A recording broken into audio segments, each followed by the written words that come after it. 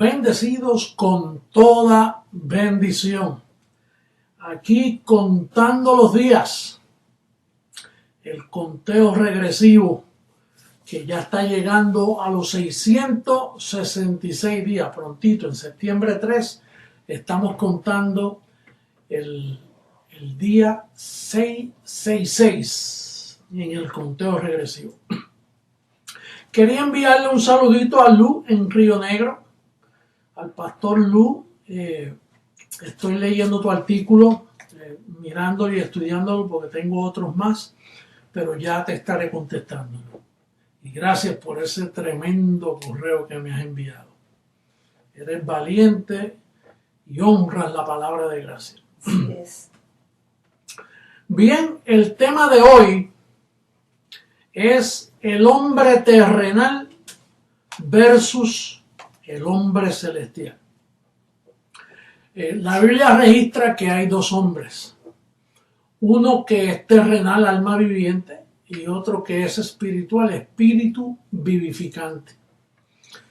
Y eso naturalmente, el hombre de espíritu vivificante es Jesús de Nazaret después que resucitó. Mientras tanto, él era un alma como los demás hombres, en semejanza de carne, de pecado, como dice Romanos capítulo 8, en el verso 2, dice que él vino en semejanza de carne de pecado.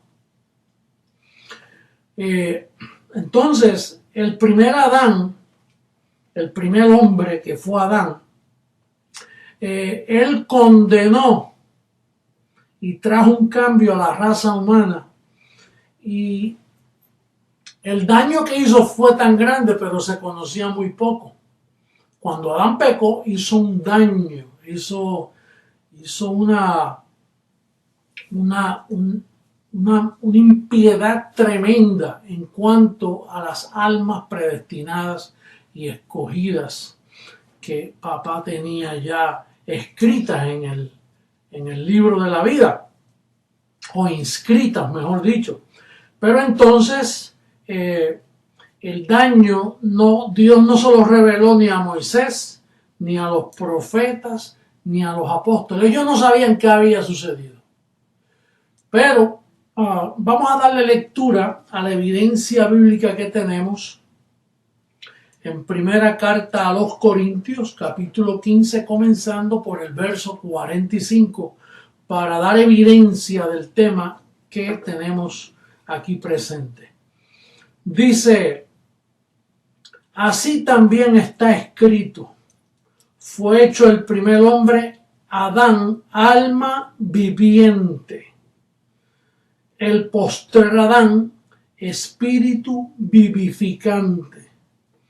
Mas lo espiritual no es primero, sino lo animal, luego lo espiritual. El primer hombre es de la tierra, terrenal. El segundo hombre, que es el Señor, es del cielo. ¿Cuál el terrenal? Tales también los terrenales. ¿Y cuál el celestial? Tales también los celestiales. Y así como hemos traído la imagen del terrenal, traeremos también la imagen del celestial. Bueno, entonces ya tenemos la evidencia de estos dos hombres. Ahora, se sabía muy poco del daño que él había hecho. Por ahí unas expresiones, por ejemplo, allá en Isaías capítulo 14, mira cómo habla del daño que tomó lugar. En el capítulo 14, versos 16 y 17 dice: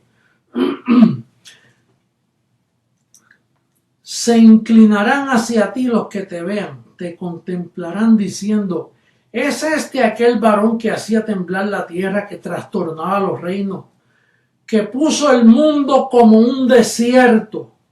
Eso fue lo que le pasó eso fue lo que le pasó a la raza humana escogida, que puso al mundo como un desierto, que asoló sus ciudades, que a sus presos nunca abrió la cárcel. Mantén eso en mente. A sus presos nunca abrió la cárcel, porque él los encerró bajo pecado. Pablo es el que nos va a hablar de lo que verdaderamente sucedió. Pero Isaías dice que los metió presos, pero nunca les abrió la cárcel. Pues seguro Adán te colocó en pecado y ahí te dejó. El postrer Adán es el que viene a abrir la cárcel. Por eso Isaías dice, mi siervo libertará mucho. En Mateo dice que abriendo las escrituras, dice que le abrió las puertas de la prisión. Entonces, también en el Salmo 142, verso 7, dice ese Salmo, salgo rapidito por aquí. Salmo 142, verso 7, dice: saca mi alma de la cárcel para que alabe tu nombre. Saca mi alma de la cárcel. No dice sácame de la cárcel como que él está preso, dice es algo espiritual, pero dice saca mi alma de la cárcel. ¿Cuál cárcel? La cárcel en la cual estaban todos aquellos que cuando Adán pecó les pasó el pecado a todos los hombres. Y ahora podemos entender más claramente, un poco, ¿no? Porque no se arrojó mucha luz, pero en el Salmo 51, en el verso 5, dice, he aquí, David dijo, he aquí en maldad he sido formado y en pecado me concibió mi madre. Quiere decir que el daño que hizo Adán cuando los bebés nacían antes de Jesucristo morir, nacían y eran concebidos en pecado. En maldad eran formados. ¿Por qué? Porque Adán los colocó allí. Así que este daño que hizo a la humanidad fue tremendo. Imagínate, Moisés en pecado, María, la madre de Jesús, encerrada en pecado. Jesús no pecó porque fue por obra del Espíritu Santo, no fue María en sí el hombre que participó para que él naciera en pecado. Jesús no tuvo pecado. Por eso fue que nació de esa forma, porque si no también era un pecador y no podía morir por nosotros. Pero los profetas estaban en pecado, José estaba en pecado, por eso no pudo ser padre de Jesús de Nazaret en el sentido físicamente. Entonces, el daño fue tremendo. Vamos a ver, el único que se le reveló que verdaderamente fue lo que hizo ese primer hombre fue a Pablo, el perito arquitecto, y para conocer eso le tuvieron que dar la mente de Cristo. Pablo fue el único que la mente de Cristo reposó en él para escribir el fundamento, reposó en él para escribir los misterios, que luego se quedaron ahí anclados en lo que llegaba Jesucristo, hombre, a darle verdad a lo que ya estaba escrito. Ahora bien, Pablo dice, David dijo que fuimos concebidos en pecado. Ahora Pablo dice en Romanos 3:23 que esto sucede antes de Cristo morir, no puedes verlo después de la cruz, pero antes de la cruz, Pablo explica, dice en el verso 23, por cuanto todos pecaron y están destituidos de la gloria de Dios. Quiere decir que el pecado de Adán lo destituyó, a todos los elegidos los destituyó de la gloria de Dios, estaban vacíos. Por eso cuando David se expresaba, él decía, mi alma tiene sed de Dios, estoy como en una cárcel, estoy preso. No tenía gozo, estaba en una situación tremenda, porque tú sabes que estar bajo pecado. Tú no, porque tú naciste después de la cruz y después de la cruz no hay pecadores. Y eso lo vamos a explicar prontito, porque eso es lo que no ha entendido todo el sistema católico protestante. Ni ningún grupo cristiano en la faz de la tierra ha entendido lo que yo te voy a explicar en este día. Por eso es que yo soy Jesucristo, hombre, porque destapo misterios que nadie hasta este tiempo había destapado. Entonces, fíjate, los apóstoles no sabían qué le había sucedido al ser humano. Ellos no sabían lo que Adán le hizo a la humanidad. Solo Pablo. Por eso es que Pablo dice aquí que allá, dice, fueron destituidos de la gloria de Dios.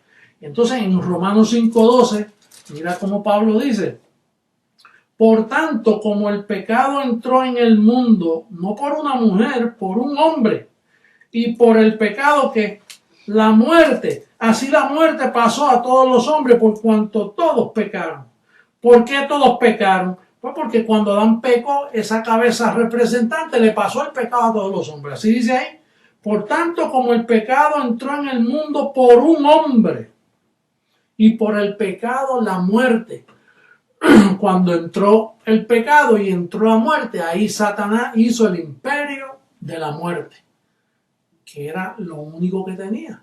Cuando Cristo murió, dice que el imperio de la muerte que el diablo tenía, que ya no lo tiene, dice que fue destruido. Cuando se quitó el pecado, cuando se quitó la muerte, entonces el diablo quedó destruido. ¿Y por qué se quitó el pecado? Fue porque el fin de la ley es Cristo, y el pecado sin la ley está muerto.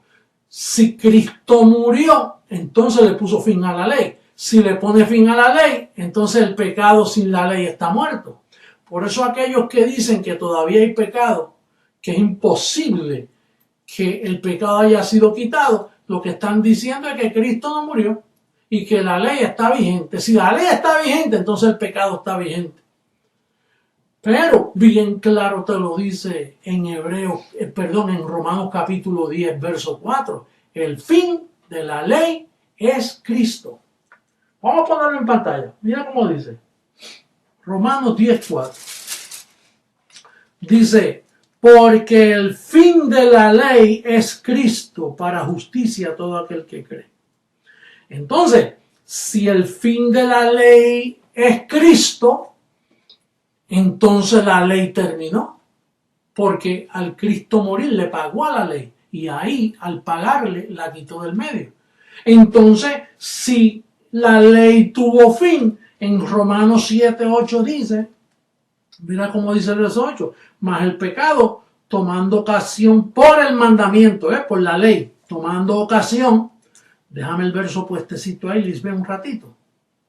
Dice, mas el pecado tomando ocasión por el qué, por la ley, por el mandamiento, produjo en mí toda codicia, porque sin la ley el pecado está ¿qué? Muerto. El pecado está muerto. Entonces todos esos que me acusan a mí me gustó mucho cuando yo fui a Brasil y dice, llegó el padre de la doctrina sin pecado. Sí, porque eso es lo que yo soy, yo presento una doctrina que no hay pecado. Ahora, Roma no cree en eso, Roma cree que tú eres un pecador, por eso te bautizan. Hablando de bautismo, mira el cura ese que bautizando un nene lo mató, lo metió 3 veces debajo del agua sin taparle la boca y el bebé murió, ahí mismito murió, por aplicar un rudimento que él dice que ese rudimento al bautizarlo le quita el pecado a los niños, le quita el pecado original. ¿Y Cristo qué hizo? O sea que el agua le quita el poder al pecado, pero la sangre de Cristo no. Por eso es que nosotros no creemos en el bautismo, y menos en la llamada Santa Cena, una hostia así que me estoy comiendo el cuerpo de Cristo. ¿En qué cabeza cabe eso? En la cabeza de un bruto, en la cabeza de un ignorante. Entonces, nosotros estamos llegando a conclusiones, porque la situación y la condición de las almas escogidas y predestinadas estaban enlutadas, estaban presas, estaban condenadas, destituidas de la gloria de Dios. Había una pared de separación.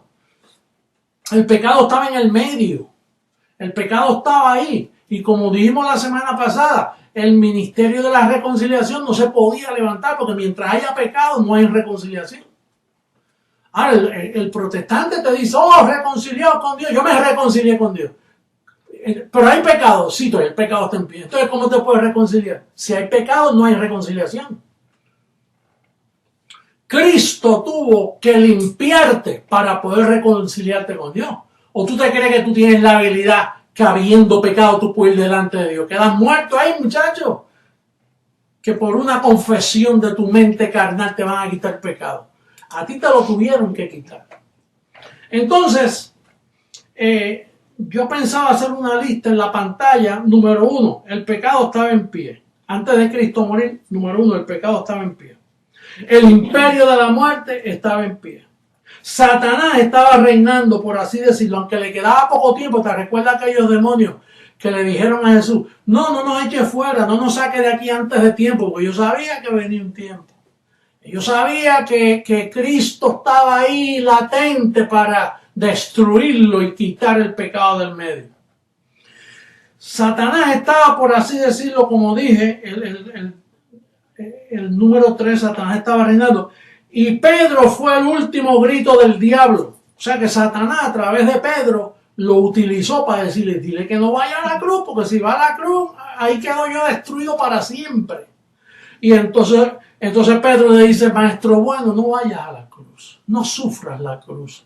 Tú eres muy bueno apelando a las emociones. Por eso aquí, tú sabes, la carne para nada aprovecha. Esas opiniones y conjeturas tuyas, eso aquí no va. Aquí es lo que está escrito. Y entonces Pedro le dice, maestro, pensando que se iba a ganar un elogio, me voy a mostrar aquí como el fenómeno del amigo número 1. Oye, no vayas a la cruz, que tú eres muy bueno.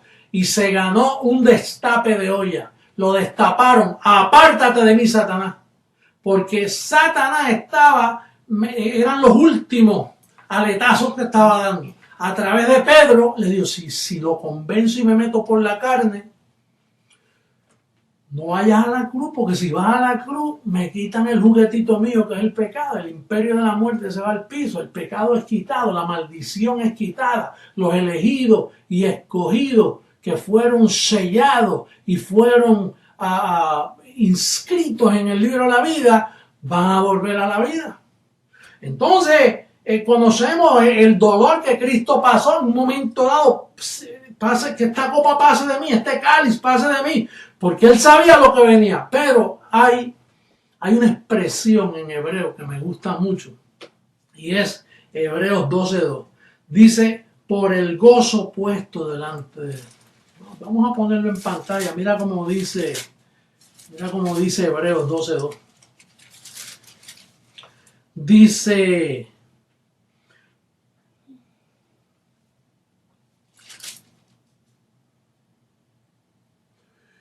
el cual, bueno, el verso es más largo, ¿no? Comienza diciendo, puesto los ojos en Jesús, el autor y consumador de la fe, el cual por el gozo puesto delante de él sufrió la cruz, menospreciando el oprobio, y se sentó a la diestra del trono de Dios.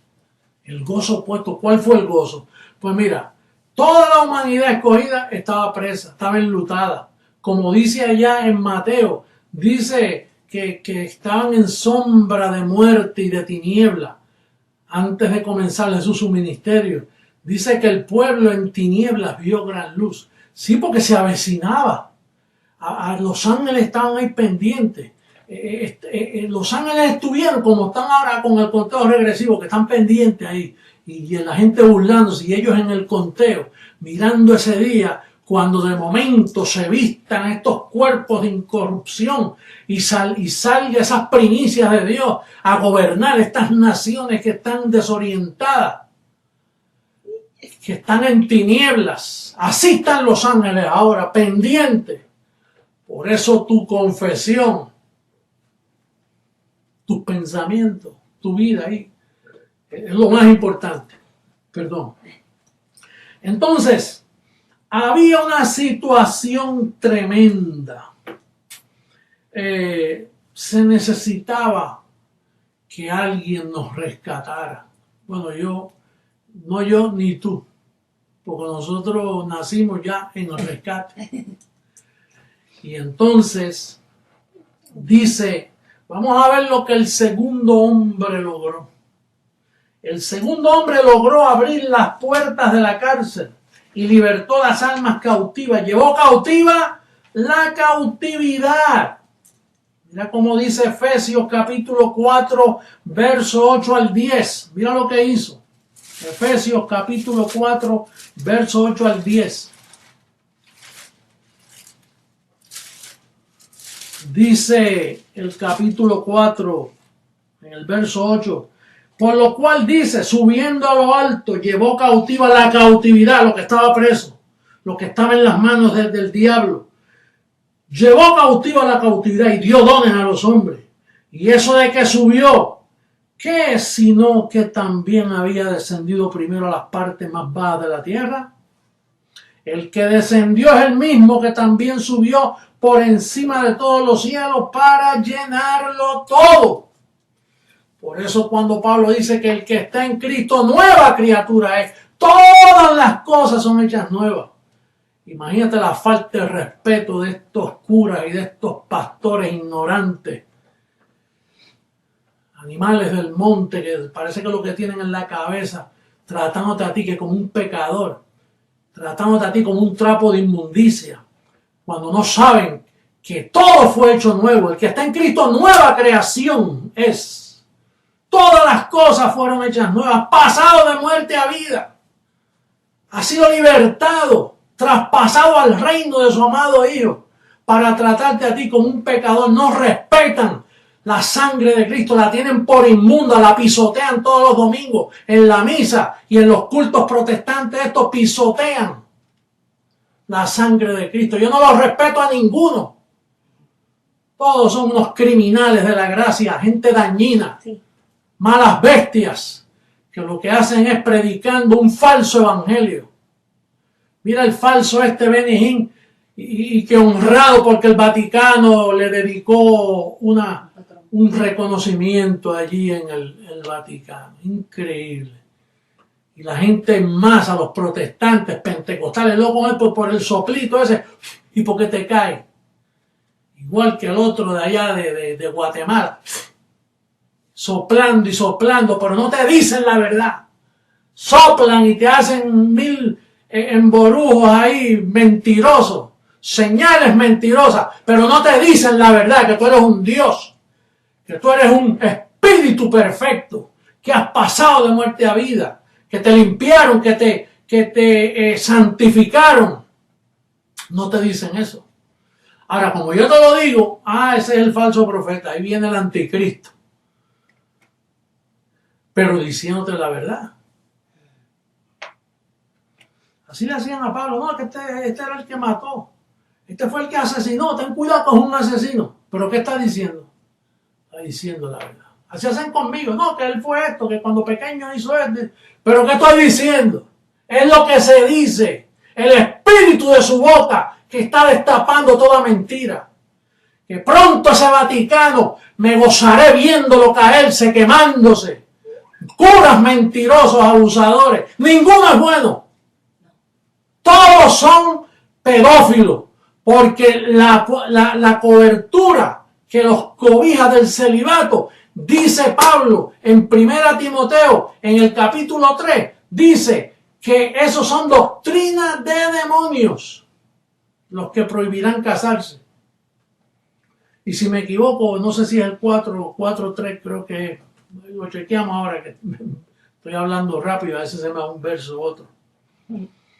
Entonces, cuando Cristo murió, número uno, el número uno del primer hombre, el pecado estaba en pie, concebido en pecado. El número uno del segundo hombre, concebido, justificado y reconciliado. El número dos del primer hombre terrenal, destituido de la gloria de Dios. El número 2 del segundo hombre, instituidos en su gloria. El número 3 del primer hombre, la muerte pasó a todos. Aquí en la vida vivificante pasó a todos. Uno solo hizo este trabajo. Vamos a leer a Romanos 5:17 para ver la evidencia de esta gran verdad que presenta Jesucristo, hombre, a las naciones. En el capítulo 5, verso 17, vamos a darle lectura con calma porque estamos cerrando el tema.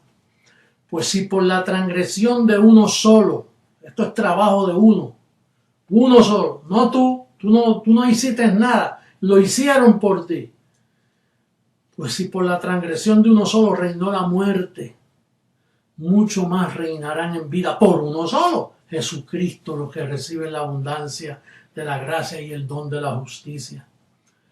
Verso 18, así que, concluimos, mira, así que como por la transgresión de uno vino la condenación a todos los hombres, de la misma manera, este es el misterio que siempre he predicado, de la misma manera, si cambias la manera te sales de la verdad, de la misma manera. ¿Cuál es de la misma manera? Pues que allá concebido fui en pecado. Después de la cruz, concebido, justificado y limpiado y santificado. Es de la misma manera. Allá nació un bebé sin hacer nada mal, un bebé acabado de nacer. David dijo, en pecado me concibió mi madre. ¿Qué mal pudo haber tenido un bebé? Pero no era por el bebé, es por el trabajo de uno que lo constituyó pecador. Pues de la misma manera, ¿qué hice yo cuando nací? Ni bien ni mal. Pero uno solo logró de la misma manera que el primer Adán me condenó, no a mí, a aquello, porque yo nunca nací en condenación, ni tú tampoco. Hace 2000 años que los escogidos nacen santos y justificados, pero porque es de la misma manera. Naturalmente esa manera solo es nuestra. Jesucristo, hombre, la predica. El Papa no predica de la misma manera. Ni los protestantes, ningún grupo religioso honra esta manera. Nosotros somos los únicos que honramos esa manera. No hay ningún otro que la honre. Y el día que la honre, salen de apostasía. Porque esta es la apostasía rampante que corre en todas las iglesias del mundo. Por eso tienen que obedecer a mi voz y cambiar. Porque si no, están en apostasía. Están en condenación todos. Si no honran el misterio de la misma manera. Dice el verso 18, así que como por la transgresión de uno vino la condenación a todos los hombres, de la misma manera por la justicia de uno vino a todos los hombres la justificación de vida. Verso 19, porque así como por la desobediencia de un hombre los muchos fueron constituidos pecadores, así también por la obediencia de uno los muchos serán constituidos justos. Bendecido que me escucha. ¿Por qué tú crees que Pablo allá en Colosenses 1:27 dice presentando a todo hombre perfecto? ¿Por qué? Porque lo está. Sí, pero él es un borracho. Él es un borracho porque no se le dijo la verdad al principio. Porque el trabajo de los católicos romanos dañaron todas las sociedades, dañaron toda la raza humana con sus falsas enseñanzas.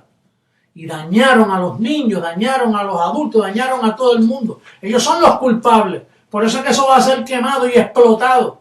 Sal de ahí si tú estás metido en eso. Hay que presentar perfecto a todo hombre. No importa lo que esté haciendo, él está perfecto.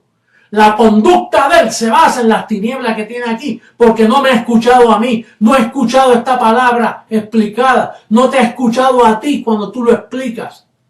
El día que descubran lo que Cristo hizo por ellos, se acaba la delincuencia. Viene una nueva creación a formarse en el mundo. Wow. Bueno, yo creo que ya aquí debemos ponerle fin a este calqueo porque estoy inspirado y puedo coger un tiempito largo más y te quedas sin el bus. No llegas a la casa los que cogen el bus. Bueno, bendecido será hasta otra ocasión donde seguiremos hablando de las preciosas, de las verdades maravillosas del Evangelio de la Gracia. Será hasta una próxima ocasión. Bendecido con toda bendición. Gracias, Lisbeth, por todo ese trabajo que has hecho hoy. Hoy trabajó overtime en las cámaras y en el estudio. Bendecidos.